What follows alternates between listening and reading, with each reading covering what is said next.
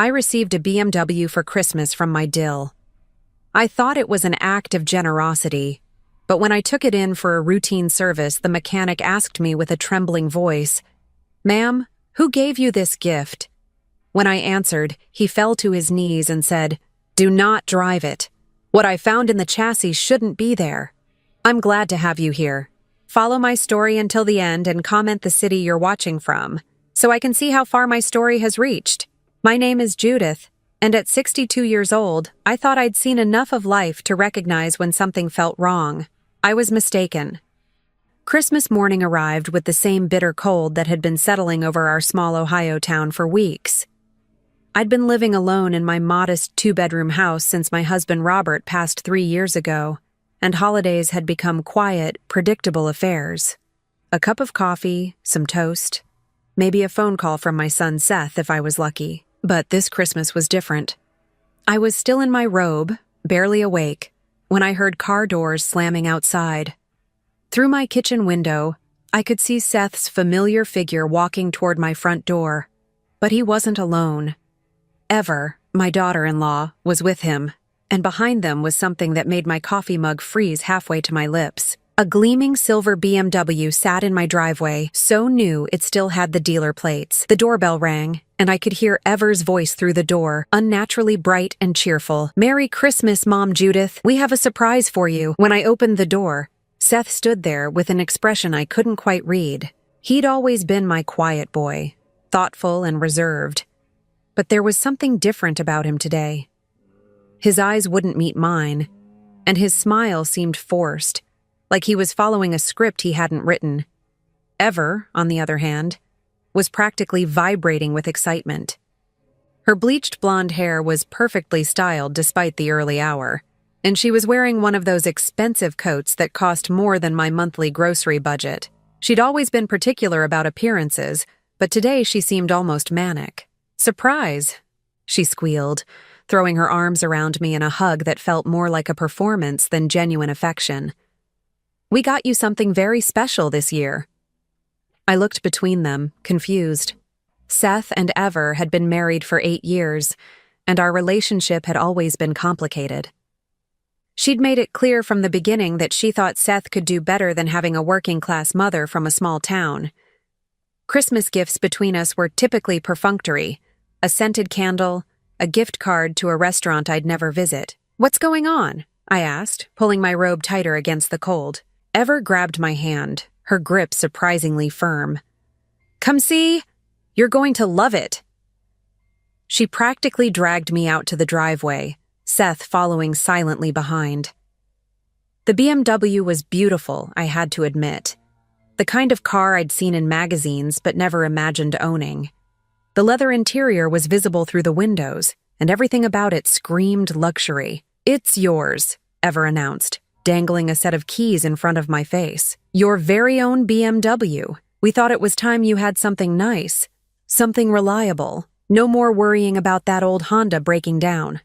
I stared at the car, then at them. My Honda was 15 years old and had seen better days, but it was paid off and got me where I needed to go. This BMW probably cost more than I made in 2 years working part-time at the local library. "I don't understand," I said slowly. "You bought this for me?" Seth finally spoke, his voice barely above a whisper. "We wanted to do something nice for you, Mom. You deserve it." But something in his tone made my stomach clench. He sounded like he was reciting lines, and his hands were shaking slightly. I'd raised this boy, changed his diapers, kissed his scraped knees. I knew when something was wrong. Ever, meanwhile, was practically bouncing on her toes. The dealer said it's top of the line. All the safety features, GPS, heated seats, everything. And the best part is, you can start driving it right now. Today. We already took care of the insurance and registration. "Right now?" I asked, feeling more confused by the minute. "But it's Christmas morning. Where would I need to go?" "Oh, anywhere." Ever's laugh sounded forced. "The grocery store, the library, maybe visit some friends. The important thing is that you start using it right away. Cars like this need to be driven regularly to keep them in good condition." I looked at Seth again, searching his face for some explanation. He was my only child, born when I was 27 and full of dreams about the family we'd build together. His father had left when Seth was 12, unable to handle the responsibility of a family, and it had been just the two of us for years. We'd been close once, before Ever came along. Now he stood there like a stranger, avoiding my eyes and fidgeting with his coat zipper. "This is very generous," I said carefully, "but I can't accept something this expensive. It must have cost—" "Don't worry about the cost," Ever interrupted, her voice sharp. "Seth got a big bonus at work and we wanted to share our good fortune. Besides, think of it as an investment in your safety. You're getting older and we worry about you driving that old car, especially in winter weather." The comment about my age stung, even though I knew she hadn't meant it kindly. Ever had a way of wrapping insults in concern, making it impossible to respond without looking ungrateful. "I appreciate the thought, but, Mom, please." Seth's voice was strained. "Just take it. For us. For me." There was something desperate in his voice that stopped my protests. I looked at my son, really looked at him, and saw dark circles under his eyes, a tightness around his mouth that spoke of stress. He'd lost weight since I'd seen him last, and his clothes hung loose on his frame. "Are you okay, honey?" I asked, reaching toward him. Ever stepped between us before I could touch him. "He's fine. We're both fine. Everything's wonderful, which is why we wanted to do this for you." She pressed the keys into my palm. "Come on, let's take it for a test drive. I'll ride with you to make sure you're comfortable with all the features." "Now?" I looked down at my robe and slippers. "I'm not exactly dressed for—" "Oh, just around the block. You don't need to get dressed up for that." Ever was already opening the passenger door.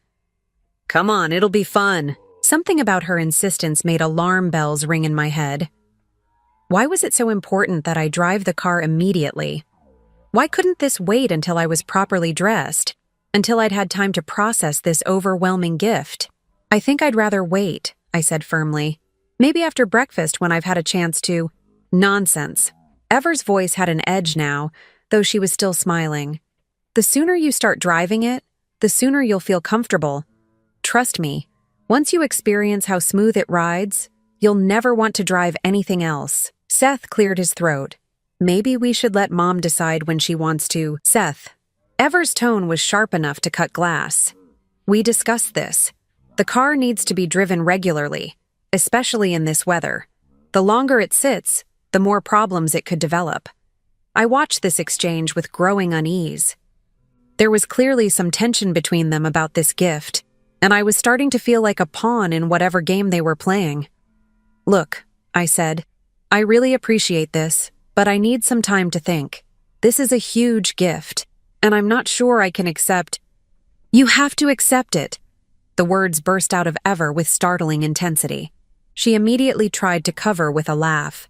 "I mean, we already signed all the paperwork. It's in your name now, so technically it's already yours." I felt a chill that had nothing to do with the winter air. They'd put the car in my name without asking me? Without even telling me they were planning this? "You put a car in my name without my permission?"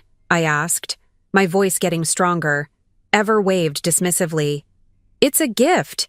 We wanted it to be a surprise. Don't you like surprises, Mom Judith?" The way she said Mom Judith grated on my nerves. She'd been calling me that for 8 years, and it always sounded mocking, like she was humoring a child. "I need to go inside," I said, backing toward my front door. "I need to think about this." "What's to think about?" Ever's mask was slipping, and I could see something ugly underneath. "We do something incredibly generous for you, and your response is to be suspicious and ungrateful." "Ever, please," Seth said quietly, but she ignored him. "Do you have any idea how much this car cost? How much we sacrificed to buy it for you? And you can't even say thank you properly?" I felt heat rising in my cheeks. I did say thank you, but this feels wrong. I can't explain why, but something about this whole situation feels wrong. Ever's eyes narrowed. "Wrong? What could possibly be wrong about your family wanting to take care of you?" But that was just it. They'd never wanted to take care of me before. Ever had made it clear from the moment she met me that she thought I was beneath her, beneath Seth. She'd gradually driven a wedge between my son and me, finding excuses for why I couldn't visit, why family gatherings had to be at their house where she controlled every detail. And now, suddenly she wanted to give me a car worth more than my house? I'm going inside, I repeated, clutching the keys because I didn't know what else to do with them. Thank you for the gift, but I need some time. Ever started to say something else, but Seth grabbed her arm. Come on, he said. Let's let Mom process this.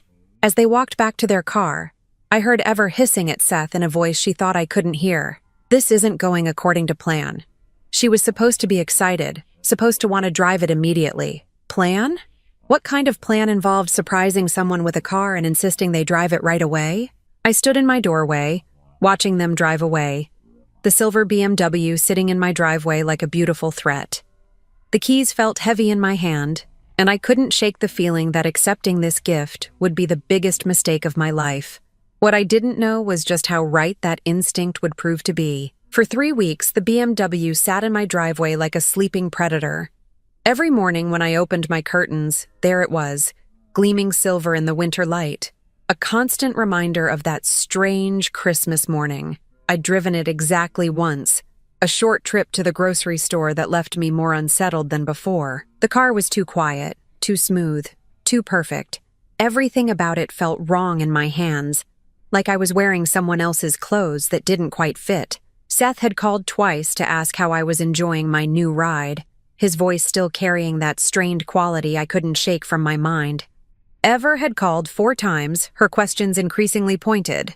Was I driving it regularly? How did it handle? Had I taken it on any long trips yet? The last question bothered me most. Why would she assume I'd want to take long trips? I was a homebody. Always had been. My weekly outings consisted of grocery shopping, library visits, and occasionally dinner with my neighbor Margaret. I hadn't taken a long trip since Robert died, but Ever's persistence was wearing me down. During her most recent call, she'd become almost aggressive in her questioning. You need to drive it more, Mom Judith, she'd said, her voice tight with barely controlled irritation. Cars like that aren't meant to sit. The engine needs regular use. The battery needs charging. If you don't drive it soon, you're going to have problems.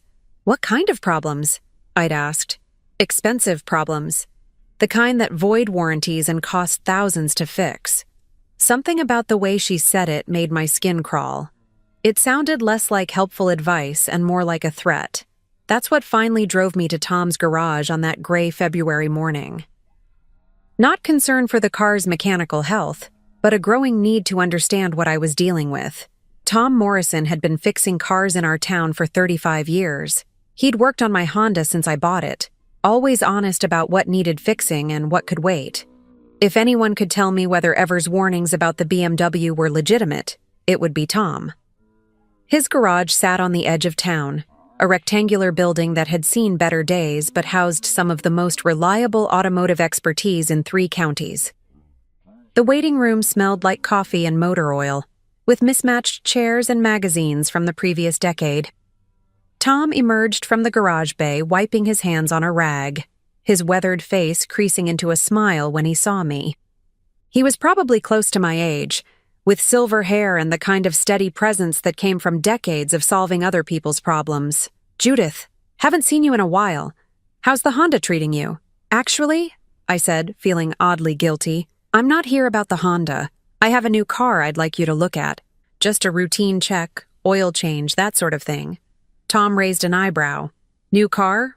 Well, that's news. What kind of upgrade did you make? It's a BMW. A Christmas gift from my son and daughter-in-law. Something flickered across Tom's expression. Surprise, maybe concern. A BMW? That's quite a gift. What year and model? I handed him the keys, and he glanced at the dealer tag that was still attached. His eyebrows shot up. This is a brand new car, Judith. Current year model. You sure you need a mechanic to look at it? These come with warranties and... I just want to make sure everything's okay, I interrupted. Call it peace of mind. Tom studied my face for a moment, then nodded. All right. Let me pull it into the bay and take a look. Should only take about an hour. I settled into one of the waiting room chairs with a cup of Tom's notoriously strong coffee and tried to focus on a magazine article about winter gardening. But my mind kept wandering to Ever's phone calls, to Seth's strange behavior, to the way the car felt like it was watching me from my driveway. About 45 minutes later, I heard the hydraulic lift in the garage bay activate. Tom was apparently looking at the underside of the car, which seemed thorough for a simple oil change. A few minutes after that, the lift went down, and I heard footsteps approaching the waiting room. When Tom appeared in the doorway, his face was pale and his hands were shaking slightly.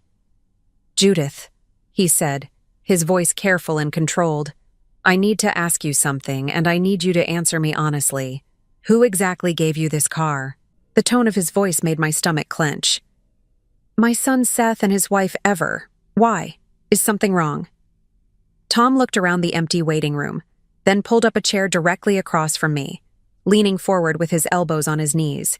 "Judith, in 35 years of working on cars, I've never seen anything like what I just found under that BMW. What do you mean?" He ran a hand through his silver hair, clearly struggling with how to explain. "Someone has been under that car with tools. Recent work, not factory.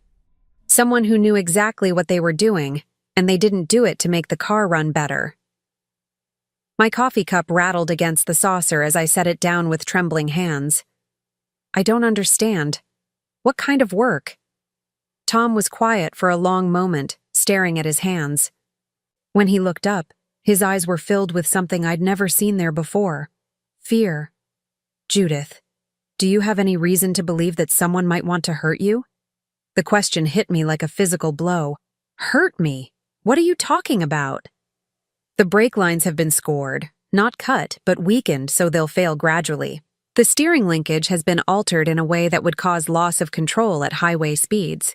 And there's something in the engine compartment that—" He trailed off, shaking his head. "What?"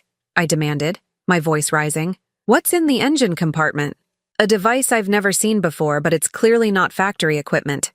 It's connected to the fuel system and the electrical system.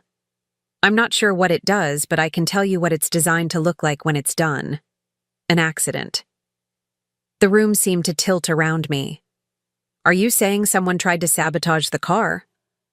"I'm saying someone did sabotage the car. This isn't attempted anything, Judith. This is a fully operational trap disguised as a Christmas gift." I couldn't breathe. The waiting room suddenly felt too small, too hot, too bright. But that's impossible. Seth would never. He's my son. And Ever, she might be difficult. But she wouldn't. Tom reached over and gripped my hands in his calloused ones. "Judith, listen to me very carefully. Do not drive this car. Don't let anyone else drive it.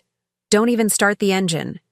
Some of what I found under there looks like it's designed to activate after a certain number of miles or engine starts." "How many miles have I driven it?" I whispered. "According to the odometer, about 200. I thought back to my few trips to the grocery store, the one visit to Margaret's house. "How many miles before?" "I don't know, but based on what I'm seeing, you've been incredibly lucky so far."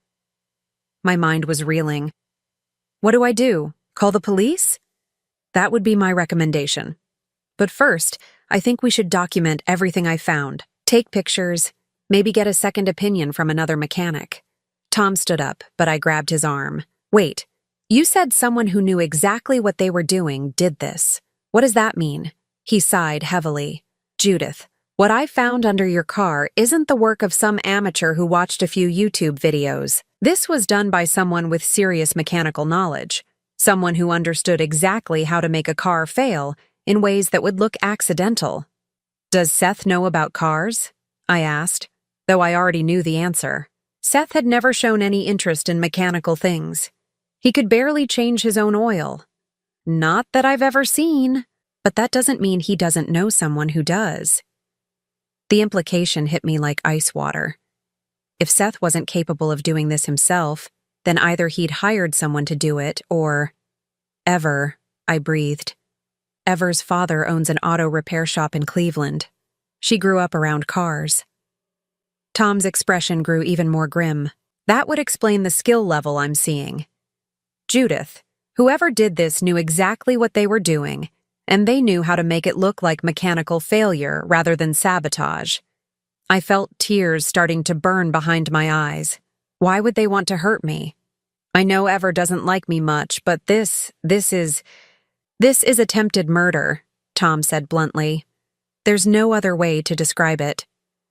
We sat in silence for a moment, the weight of those words settling between us like a stone. My phone's been ringing all morning, I said suddenly, the realization making me feel sick. Ever keeps calling, asking if I've been driving the car, asking if I've taken any long trips. Tom's jaw tightened. She's been monitoring your mileage. But why? If they wanted to, if they wanted me dead, why give me a car? Why not just— Because this way looks like an accident, Tom explained gently. A tragic accident where a 62-year-old woman lost control of her new car. No one would question it, especially if it happened on a highway or during bad weather. The full horror of it began to sink in. They hadn't given me a gift. They'd given me a death sentence, wrapped up in a silver bow and presented with smiles and Christmas wishes. Tom, I said, my voice barely a whisper. What happens now? Now we call the police. And Judith? He looked directly into my eyes. Until we figure out exactly what's going on, you can't trust anyone. Not anyone. As if summoned by his words, my cell phone began ringing in my purse. The caller ID showed Ever's name, and suddenly her persistent calls took on a sinister new meaning. She wasn't calling to check on my satisfaction with the gift. She was calling to find out if I was dead yet. The police station smelled like burnt coffee and disinfectant, a sterile environment that somehow made the horror of my situation feel even more surreal. Detective Sarah Martinez sat across from me in a small interview room, her dark eyes serious as she reviewed the photographs Tom had taken of the sabotaged BMW. Mrs. Holbrook, she said, looking up from the file. I want to make sure I understand this correctly. Your son and daughter-in-law gave you this car as a Christmas gift, and you're saying they modified it to kill you? The word sounded insane even to my own ears. I know how it sounds, Detective, but Tom Morrison has been working on cars for 35 years. He knows what he's looking at. Detective Martinez nodded slowly. Mr. Morrison's reputation is well established. His assessment carries weight with us. But I need to understand the why here. Do you have any idea what might motivate your son and daughter-in-law to want to harm you? I'd been dreading this question since Tom first showed me the photographs. I honestly don't know. Ever has never liked me much? But this. I gestured helplessly at the pictures. This goes beyond dislike. Tell me about your relationship with them. I took a deep breath, trying to organize 8 years of complicated family dynamics. Seth is my only child. His father left when Seth was 12, so it was just the two of us for a long time. We were close. Then he met Ever in college, and things changed. Changed how? She made it clear from the beginning that she thought I wasn't good enough. I worked at the library, lived in a small house, drove an old car. She came from money. Her father owned several auto repair shops in Cleveland. She was used to a different lifestyle. Detective Martinez made notes as I spoke. Did this create tension? Gradually, yes. Ever would make little comments about how I needed to better myself or how Seth deserved someone who could appreciate his potential. She started finding excuses for why I couldn't visit, why family gatherings had to be at their house where she could control everything. And how did your son respond to this? That was the part that hurt most. Seth started pulling away. He'd call less often, visit less frequently. When we did see each other, Ever was always there, monitoring every conversation. It was like she was afraid of what we might say to each other. When was the last time you spoke to your son alone? I had to think about it. It's been over 2 years. She's always there, always listening. And Seth, he just lets it happen. Detective Martinez leaned forward. Mrs. Holbrook, I need to ask you about finances. Do you have any significant assets? Life insurance? Property? I own my house outright. It's worth maybe $100,000. I have about $50,000 in savings from Robert's life insurance. Nothing that would make me a wealthy woman, but enough to live comfortably in retirement. Do you have a will? Yes. Everything goes to Seth. He's my only family. The detective's expression grew more serious. Has there been any recent discussion about your will? Any pressure to change it or update it? I shook my head. No. Seth has always known he'll inherit what little I have. There's never been any question about that. Detective Martinez made more notes, then closed the file. Mrs. Holbrook, we're going to need to examine your car more thoroughly. We'll also need to interview your son and daughter-in-law. In the meantime, I strongly advise you not to have any contact with them. What should I tell them if they call? Nothing. Don't answer. Don't return calls. If they show up at your house, call us immediately. As if summoned by her words, my phone rang. Ever's name appeared on the screen, and Detective Martinez gestured for me to answer it while she listened. "Hello, Ever," I said, my voice steadier than I felt. "Mom, Judith, there you are. I've been trying to reach you all day. How's the car running?" The casual tone of her voice made my skin crawl. "It's fine. Have you been taking it out much? You really should drive it more. Cars like that need regular use to stay in good condition." Detective Martinez was writing furiously, noting every word. "I've been driving it some," I lied. "That's wonderful. Where have you been going? Anywhere exciting?" The question felt like a trap. "Just around town. You know, the usual places." There was a pause, and I could almost hear Ever calculating. "Well, you should think about taking a longer trip soon. Maybe drive down to visit your cousin in Kentucky. The highway driving would be good for the engine." My cousin lived 3 hours away on winding mountain roads, if the car was designed to fail at highway speeds. "I'll think about it," I managed. "Don't think too long.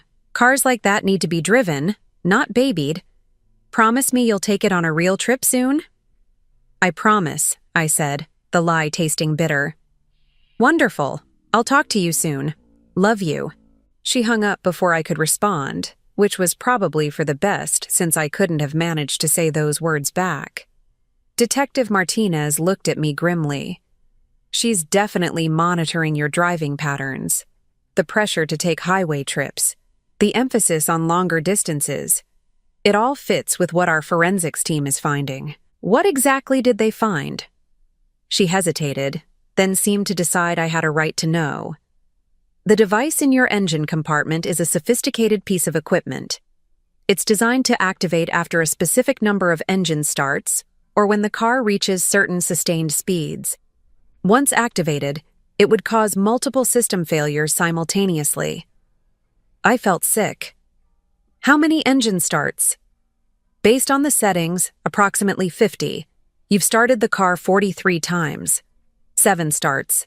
I'd been 7 starts away from death." "The brake line scoring was done with precision tools," she continued. "It would have caused gradual failure, but the failure would accelerate under highway conditions or emergency braking. Combined with the steering modifications and the electronic device, you would have lost complete control of the vehicle. Would I have suffered?" The question came out before I could stop it. Detective Martinez's expression softened. "The forensics team believes it would have been quick. Devastating, but quick.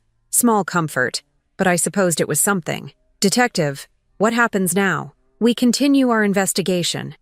We'll need to examine your son and daughter-in-law's finances, their recent activities, any connections they might have to automotive professionals who could have done this work. You mentioned Ever's father owns auto shops. We'll definitely be looking into that connection. This level of sophistication suggests professional knowledge and access to specialized tools." A terrible thought occurred to me. "Detective, if they were willing to do this to me, are there others? Has this happened before?" The detective's pause told me everything I needed to know. "We're looking into that," she said carefully. "There was a case in Cleveland 2 years ago. An elderly woman died in what appeared to be a mechanical failure. Same make and model car. Similar circumstances. Ever's father's shop had serviced that vehicle shortly before the accident." My blood turned to ice. "How many people have they killed?" "We don't know yet, but Mrs. Holbrook, you may have just helped us uncover something much larger than we initially thought." The room seemed to spin around me. It was one thing to discover that my own family wanted me dead. It was another entirely to realize they might be serial killers using Christmas gifts and family connections to cover their tracks. "I need some air," I said, standing up on shaky legs. Detective Martinez stood as well. "Mrs. Holbrook, I know this is overwhelming, but you've been incredibly brave. Your decision to have that car checked may have saved not just your life, but the lives of other potential victims." As I walked out of the police station into the cold February afternoon, my phone rang again. This time it was Seth. I stared at his name on the screen, remembering the little boy who used to crawl into my bed during thunderstorms, who brought me dandelions he'd picked from the yard and called them flowers. That child was gone, replaced by a stranger who smiled while planning my death. I declined the call and blocked his number. Walking to Tom's garage where I'd left my old Honda, I realized something had fundamentally shifted inside me. The grieving mother who'd spent years making excuses for her son's behavior was gone. In her place was a woman who understood, with crystal clarity, that some bonds can be broken beyond repair. The only question now was what I was going to do about it. 3 days after my visit to the police station, I sat in my living room staring at documents that Detective Martinez had allowed me to review. Bank records, phone logs, surveillance photos. The investigation was moving faster than I'd expected, and what they were uncovering made my stomach turn. "Your son and daughter-in-law have been very busy," Detective Martinez had said when she'd called that morning. "We need to show you what we've found." Now, looking at the evidence spread across my coffee table, I understood why her voice had carried that particular tone of disgust that law enforcement reserved for the worst cases. Seth and Ever weren't just in debt, they were drowning in it. Casino receipts showed gambling losses totaling over $200,000 in the past 18 months. Credit card statements revealed cash advances that had been immediately converted to more gambling funds. There were threatening letters from loan sharks, second mortgages on their house, and something that made my blood run cold: a life insurance policy on me that I'd never known existed. "When did they take out this policy?" I asked Detective Martinez, my voice barely above a whisper. 14 months ago. $2 million with your son listed as the sole beneficiary. They've been paying the premiums religiously. It's actually the only bill they haven't defaulted on. $2 million. I stared at the number, trying to process it. My entire estate wasn't worth more than $150,000, but somehow I was worth 20 times that amount dead. How is that even legal? How can someone take out a life insurance policy without the person knowing? Detective Martinez's expression was grim. It shouldn't be. But if you look at the signature on the application. She showed me a copy of the policy application. There, in what looked like my handwriting, was my signature. Below it, a notary stamp and witness signatures I didn't recognize. "That's not my signature," I said, studying the document more carefully. "It's close, but it's not mine." "We figured as much. Our handwriting expert agrees. It's a skilled forgery, but definitely not genuine. Ever has access to documents with your real signature through Seth, and we believe she practiced until she could replicate it convincingly." I thought about all the birthday cards and Christmas cards I'd sent over the years, all bearing my genuine signature. All the legal documents Seth might have seen when helping me with Robert's estate after he died. So they forged my signature to take out a life insurance policy, then gave me a death trap disguised as a Christmas gift. That's what the evidence suggests. But it gets worse. I didn't think it could get worse, but Detective Martinez pulled out another set of documents. We've been tracking their communications over the past year. Text messages, emails, phone calls. They've been planning this for a long time, and they've been very thorough. She showed me printed copies of text messages between Seth and Ever. Reading them felt like swallowing broken glass. Ever. The old bitch changed her will again. Everything goes to some cat shelter now instead of Seth. Can you believe that? Seth. What? When did she change it? Ever. Last month. I saw the papers when I was at her house. We need to move faster. Seth. I don't know if I can go through with this. Ever. Don't be weak. She's old. She's alone. She's never done anything worthwhile with her life. At least this way her death will mean something. It'll save us. I had to stop reading. The casual cruelty of Ever's words was devastating. But what hurt more was Seth's response. Not outrage at the suggestion, but worry about his own ability to go through with it. "Detective," I said, my voice shaking, "I never changed my will. Everything still goes to Seth." She looked confused. "Are you certain?" "Absolutely certain. I haven't modified my will since Robert died 3 years ago." Detective Martinez made notes. "So, where did Ever get the idea that you'd changed it?" I thought back to the past few months, trying to remember any conversation that might have given Ever that impression. Then it hit me. "The cat shelter," I said suddenly. "About 2 months ago, I started volunteering at the animal shelter downtown. Ever asked me about it during one of her phone calls, and I mentioned that I was thinking about making a small donation in Robert's memory." "How small?" $500, maybe 1,000. Just something to honor his memory. He loved animals." Detective Martinez stared at me. "You think she misunderstood and believed you were leaving your entire estate to the shelter?" "It's possible. Ever has a way of hearing what she wants to hear, especially if it fits whatever narrative she's building in her head." We continued reading through the messages. "The planning was meticulous and chilling, Ever. Dad says the modifications will look like normal wear and tear. No one will question mechanical failure in a car that old. Seth. The BMW isn't old, it's brand new. Ever. I meant her old car, idiot, but this is better. New car, inexperienced with the controls, winter weather conditions. Perfect storm for an accident. Seth. What if she doesn't drive it enough? What if she keeps using the Honda? Ever. Leave that to me. I'll make sure she drives it. The next set of messages detailed their surveillance of my daily routine.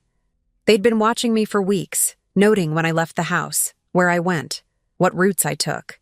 They knew I grocery shopped on Tuesdays, went to the library on Thursdays, visited Margaret on Sunday afternoons. Ever. She took the car to the grocery store today. Only started it twice, though. We need her to use it more. Seth. Maybe we should suggest she visit her cousin in Kentucky. That would put enough miles on it. Ever. Good idea. I'll call her tomorrow and plant the seed. The conversation I'd had with Ever at the police station suddenly made perfect sense. She hadn't been making casual suggestions. She'd been trying to manipulate me into driving to my death. But the most disturbing discovery was a series of messages from 3 months ago, around the time they would have been planning their Christmas surprise. Ever. I've been thinking about your mom's accident. Seth. What accident? Ever. The one we're going to arrange. How sad it will be. How unexpected. How we'll be devastated by the loss. Seth. Don't joke about that. Ever. I'm not joking. I'm practicing. We need to be convincing when it happens. Grieving son and daughter-in-law. Tragic loss. Life insurance claim to help us through our difficult time. Seth, this feels wrong. Ever. What feels wrong is being broke while your mother sits on $50,000 she'll never use. What feels wrong is watching you work yourself to death while she lives comfortably in retirement. She's had her turn. Now it's ours. Detective, I said, setting down the papers with trembling hands. How long have they been planning this? Based on these messages, at least 6 months of active planning. But we found earlier communications that suggest Ever has been thinking about this possibility for much longer. She showed me older messages, dating back almost 2 years. Ever. Your mom is going to live forever just to spite us. She'll probably make it to 90 out of pure stubbornness.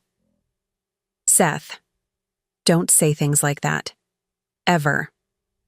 I'm just saying, we could be waiting another 30 years for our inheritance. 30 years of being broke while she hoards money she doesn't need. Seth. She's not hoarding anything. She lives modestly. Ever. She lives like a miser while we struggle. It's not fair, Seth. You're her only child. You should be her priority. I could see how the poison had been administered slowly, a drop at a time, until Seth's natural love for me had been twisted into resentment. There's one more thing, Detective Martinez said gently. We found evidence that this isn't their first attempt. My blood went cold. What do you mean? Last summer, there was a carbon monoxide leak in your house. Do you remember? I did remember. I'd been feeling sick for several days. Headaches, nausea, exhaustion. Finally, Margaret had insisted I call the gas company. They'd found a leak in my heating system and fixed it immediately. The repair records show that someone had tampered with your furnace connections. It was subtle enough to look like normal wear, but our experts believe it was intentional. They tried to poison me with carbon monoxide? It appears so. But either they lost their nerve or you got it fixed too quickly for their plan to work. I remembered Seth visiting that week, ostensibly to check on me because Ever had mentioned I sounded tired on the phone. He'd seemed nervous, kept checking his watch, and left earlier than usual. At the time, I'd attributed it to work stress. Now I realized he'd been waiting for me to die. "How many times have they tried to kill me?" I asked, the question coming out as barely a whisper. Detective Martinez consulted her notes. "We've identified at least 3 attempts over the past year. The carbon monoxide incident, a suspicious fall you took on your front steps last autumn, we found evidence those steps had been deliberately loosened, and now the car. 3 times. My own son had tried to murder me 3 times, and I'd been completely oblivious. Why didn't any of their previous attempts work? You're more resilient than they expected, and you have good instincts. You called for help with the carbon monoxide. You had the steps repaired after your fall, and you brought the car to Tom for inspection instead of just driving it until it killed you." I sat in silence, processing the enormity of what I'd learned. My son, the baby I'd nursed through fevers and nightmares, the child I'd sacrificed everything to raise, had been systematically trying to murder me for money. But what hurt most wasn't the attempts on my life. It was the realization that the son I'd loved and mourned for years was already gone. He'd been replaced by a stranger who could discuss my death with the same casual tone he might use to plan a vacation. "What happens now?" I asked. "Now we arrest them. We have enough evidence for attempted murder charges, insurance fraud, and conspiracy. They won't be able to hurt you or anyone else." As Detective Martinez gathered the documents, my phone rang. Seth's name appeared on the screen. I'd forgotten to block his number after our last conversation. "Don't answer it," the detective advised, but something in me wanted to hear his voice one more time, to see if there was any trace left of the son I'd loved. I answered the call. "Mom?" Seth's voice sounded strained, desperate. "We need to talk." "Mom?"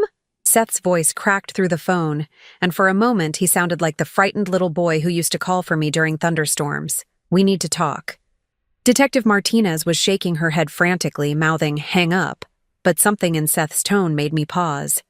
There was desperation there, fear, maybe even regret. Against my better judgment, I wanted to hear what he had to say. "About what, Seth?" I kept my voice neutral, watching the detective's expression grow increasingly concerned. "It's Ever. Mom, I think she's lost her mind. She keeps talking about you driving that car more, taking longer trips. She's obsessed with it, and I'm starting to think." He trailed off, and I could hear him breathing heavily. "You're starting to think what?" "I think she did something to it. To the car. Something bad." Detective Martinez was writing furiously, her eyes wide. This wasn't what any of us had expected. "What kind of something?" I asked, my heart pounding despite myself. "I don't know exactly, but she's been acting strange ever since we gave it to you. She keeps asking me about your driving habits, whether you've taken any highway trips. And yesterday, I overheard her on the phone with her father, talking about timing and...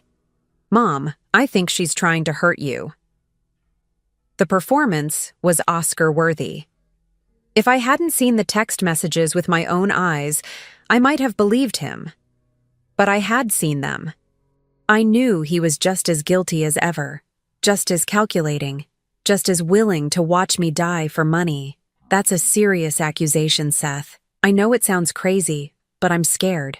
For you. I think you should stop driving the car until we can figure out what's going on. Detective Martinez handed me a note. "Keep him talking." "We're tracing the call." "Where are you calling from?" I asked. "A gas station outside town. I told Aver I was going to pick up groceries, but I needed to call you without her hearing. Mom, please, you have to listen to me. Don't drive that car anymore." The irony was almost laughable. After months of planning my death, Seth was now pretending to be my savior, probably hoping that if he could convince me to stop driving, they could regroup and try again with a different method. Seth, I need to ask you something, and I want you to tell me the truth. Anything, Mom. Are you in financial trouble? The silence stretched so long I thought the call had dropped. Finally, Seth's voice came back, barely above a whisper. How did you know? I've been your mother for 28 years. I know when something's wrong. Another long pause. It's bad, Mom. Really bad. We owe money to people who don't take no for an answer. How much money? 200,000, maybe more. Detective Martinez's eyebrows shot up. So far, Seth was telling the truth about their debts, even if he was lying about everything else. How did it get so bad? Ever thought she had a system for the casinos? She was so confident, so sure she could beat the odds. At first, she was winning, and it felt like we'd found the answer to all our problems.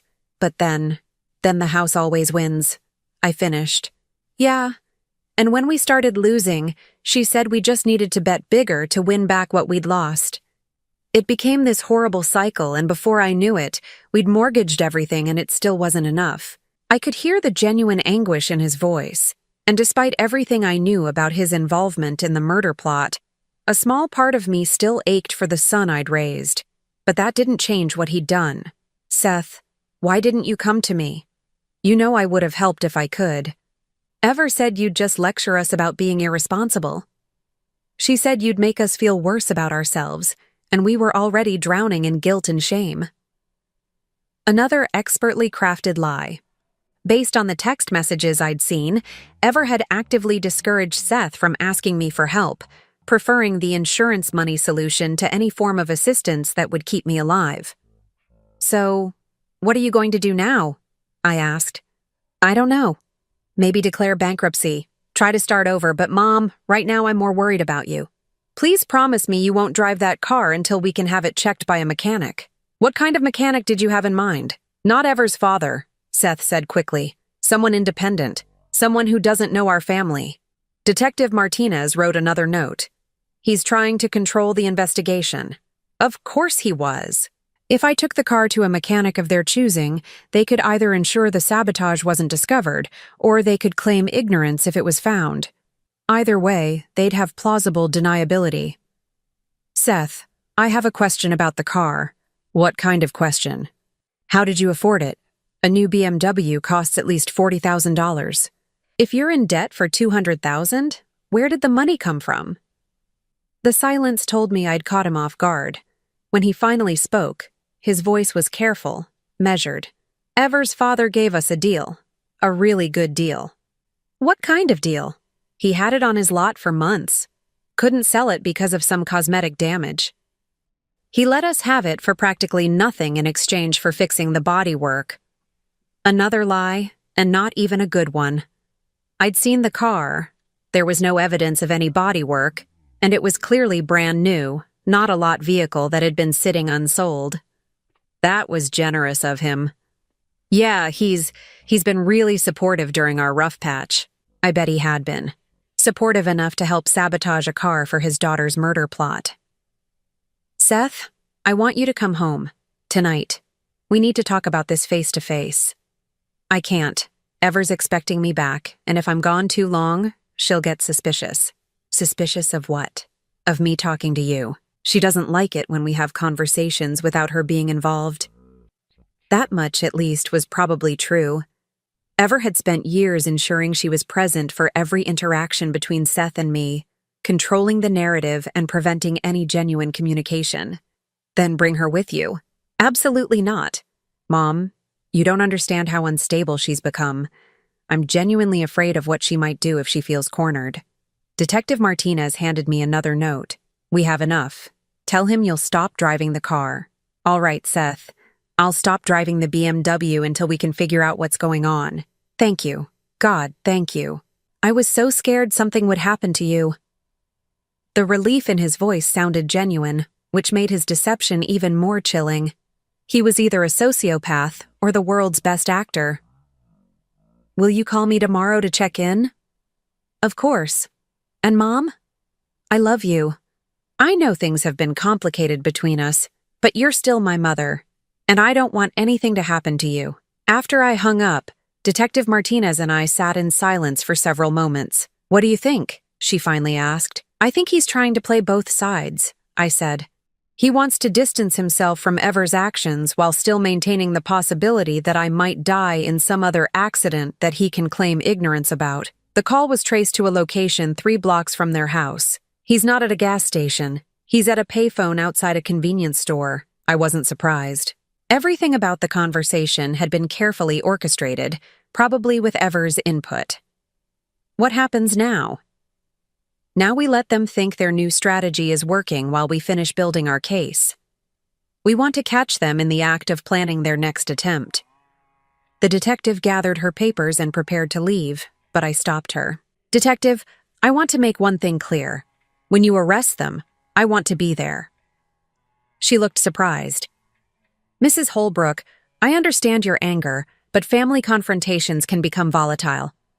I'm not talking about a confrontation. I'm talking about justice. For 8 years, Ever has controlled every interaction I've had with my son. She's manipulated him, isolated me, and ultimately convinced him to try to kill me. When this ends, I want her to see my face and know that I beat her. Detective Martinez studied my expression for a long moment. All right, but we do this by the book, and you follow our lead. After she left, I sat in my living room thinking about the conversation with Seth. Despite everything I knew about his involvement in the murder plot, hearing his voice had stirred up emotions I thought I'd buried. But those emotions weren't love or forgiveness. They were something darker, more complex. For years, I'd mourned the loss of my relationship with Seth, blaming myself for not being a good enough mother, not understanding his needs, not finding a way to connect with him despite Ever's interference. Now I understood that the son I'd been mourning was already gone, replaced by a stranger who could discuss my death with casual indifference. The Seth who had called me tonight was just another lie, another manipulation, another attempt to control me. My phone rang again. This time it was Ever. Mom, Judith, Seth told me he called you. I'm so sorry if he worried you with his wild theories. I gripped the phone tighter. What kind of wild theories? He's been under so much stress with work, and he started imagining all sorts of conspiracy theories. He actually suggested that I might have done something to your car. Can you believe that? Her laugh was bright and artificial, like glass breaking. That does sound far-fetched, I agreed. I knew you'd understand. Seth loves you so much, and he's just looking for someone to blame for his anxiety. Unfortunately, he's decided to blame me. That must be difficult for you. It is. But I'm trying to be patient with him. Stress can make people paranoid, and Seth has always had a tendency toward anxiety. She was already building her defense, painting Seth as mentally unstable while positioning herself as the long-suffering wife trying to hold the family together. Ever, can I ask you something? Of course. If Seth is really worried about the car, why don't we have it inspected, just to put his mind at ease? There was a brief pause, so quick I might have missed it if I hadn't been listening carefully. That's a great idea. I'll call my father tomorrow and see if he can recommend someone trustworthy. Actually, I was thinking of someone independent, someone without any connection to your family, just to avoid any appearance of bias. Another pause, longer this time. Well, I suppose that would be fine, though I can't imagine what they'd find. The car is brand new, after all. Of course, I'm sure it's nothing. Exactly. But if it makes Seth feel better, then I'm all for it. After I hung up, I realized something had shifted in my perspective. The grieving mother who had spent years making excuses for her son's behavior was gone. In her place was a woman who understood that some betrayals were unforgivable and some relationships were beyond repair. Tomorrow, Detective Martinez would begin setting up the surveillance that would catch Seth and Ever planning their next attempt on my life. And when that happened, I would be ready to watch the people who had tried to kill me face the consequences of their choices. For the first time in 8 years, I was no longer under Ever's control, and I intended to make sure she understood exactly what that meant. The arrest happened on a Tuesday morning, exactly 3 weeks after my conversation with Detective Martinez. I was sitting in an unmarked police car outside Seth and Ever's house, watching as officers surrounded the property. My heart was steady, no rapid beating, no nervous trembling, just a calm certainty that justice was finally being served. Through the surveillance equipment we'd placed in their home, we'd heard everything. Ever's increasingly frantic calls to her father about accelerating the timeline. Seth's weak protests that maybe we should wait, followed by his quick agreement when Ever reminded him about their mounting debt and the loan sharks who were growing impatient. Most damning of all, we'd recorded their discussion about staging a break-in at my house, during which they would tamper with my gas lines to create a delayed explosion. Ever had even researched the blast radius to ensure it would look like an accidental gas leak rather than sabotage. "They're going in," Detective Martinez said, her voice coming through the radio. I watched as officers approached the front door. Through the window, I could see Ever in her kitchen, still wearing the silk robe that probably cost more than my monthly grocery budget. She looked up when the doorbell rang, and even from this distance, I could see her expression change from mild curiosity to shock to something approaching panic. Seth appeared behind her, still in his work clothes from the night before. He'd been sleeping on their couch lately, according to the surveillance reports. Apparently, the stress of planning multiple murders was taking a toll on their marriage. The front door opened, and I heard Detective Martinez's voice over the radio. "Ever Holbrook, you're under arrest for attempted murder, conspiracy to commit murder, insurance fraud, and forgery." Even at this distance, I could hear Ever's shriek of outrage. "This is insane! I haven't done anything! This is harassment!" Seth's voice was quieter, but the microphones picked it up.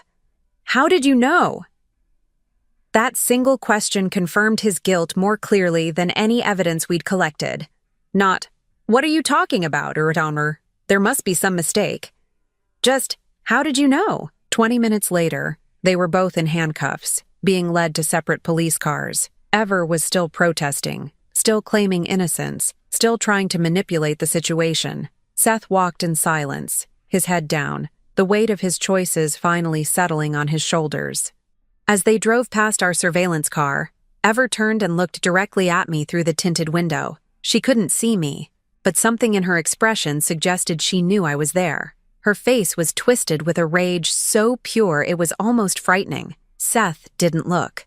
He kept his head down, and I wondered if he was finally experiencing shame, or if he was just calculating his next move. Detective Martinez got back in the car, pulling off her bulletproof vest. "It's done," she said simply. "What happens now?" Now they face trial. The evidence we have is overwhelming. The surveillance recordings, the physical evidence from the car, the forged insurance documents, the financial records showing their gambling debts. Their lawyers will probably try to negotiate plea deals. I nodded, watching as the police cars disappeared around the corner. "Detective? Will I have to testify?" "Probably. Are you prepared for that?" I thought about facing Seth and Ever in court, about having to recount the ways they'd tried to kill me, about seeing them try to manipulate a jury the way they'd manipulated me for years. "Yes," I said. "I'm prepared." The trial took place 6 months later. By then, I'd had time to process everything that had happened, to grieve the relationship with my son that I'd lost years before I understood it was gone. Ever's defense team tried to paint her as a devoted wife driven to desperation by her husband's gambling addiction. They argued that Seth was the mastermind, that Ever was simply a victim of his manipulation. It might have worked if we hadn't had recordings of her voice calmly discussing the best methods to make my death look accidental. Seth's lawyers took the opposite approach, claiming that Ever had systematically manipulated him into believing that my death was the only solution to their problems. They portrayed him as a weak man controlled by a stronger, more ruthless woman. The truth, as it often is, was more complicated. They'd manipulated each other, feeding off each other's greed and desperation until they'd convinced themselves that murder was acceptable, even necessary. When it came time for me to testify, I looked at my son sitting at the defendant's table and felt nothing but pity. Not love, not anger, not even disappointment. Just pity for a man who had traded his soul for money and found himself bankrupt in every way that mattered. Ever stared at me with undisguised hatred as I recounted the details of their plot. She'd never forgiven me for surviving, for outsmarting her, for refusing to die on schedule. In her mind, I was still the obstacle standing between her and the life she felt she deserved. The jury deliberated for less than 4 hours. Ever was sentenced to 25 years to life. Seth received 20 years with the possibility of parole in 12, his cooperation with authorities and expression of remorse earning him a slightly reduced sentence. As they were led away, Ever turned back one last time, her voice carrying across the courtroom. "This isn't over, Judith. You may have won today, but you'll never be free of us." But she was wrong about that. I sold my house 3 weeks after the sentencing and moved to a small coastal town in Maine where nobody knew my story. I'd always loved the ocean, and Robert and I had talked about retiring somewhere near the water. It seemed like the right time to honor that dream. My new house is modest. 2 bedrooms, a small garden, a view of the harbor from my kitchen window. I volunteer at the local animal shelter, teach reading to adults at the community center, and have coffee with my neighbor Dorothy every Thursday morning.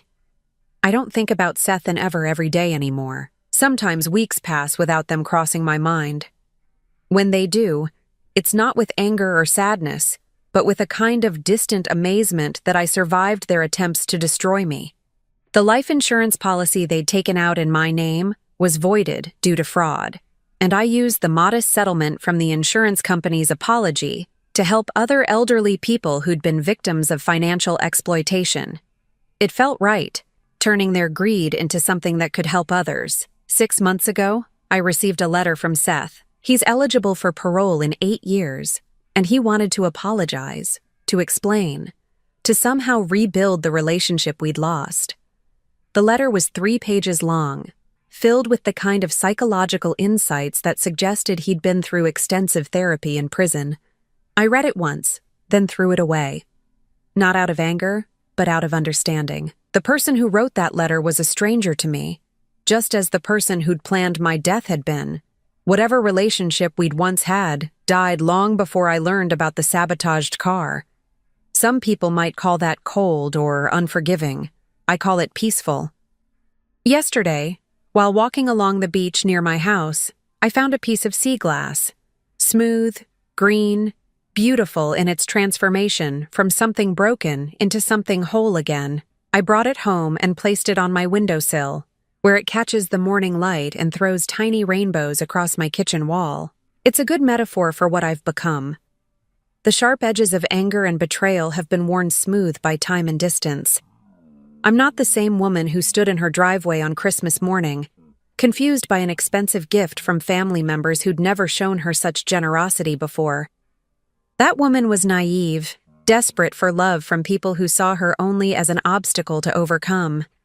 She spent years making excuses for behavior that should have been inexcusable, accepting crumbs of affection from people who were planning her death. I'm someone different now, someone stronger, more discerning, more protective of my own peace. I've learned that love isn't about blood relations or family obligations. It's about genuine care, mutual respect, and the simple desire to see someone thrive. I have that now, in small ways that matter more than I ever imagined they could. Dorothy brings me soup when I have a cold.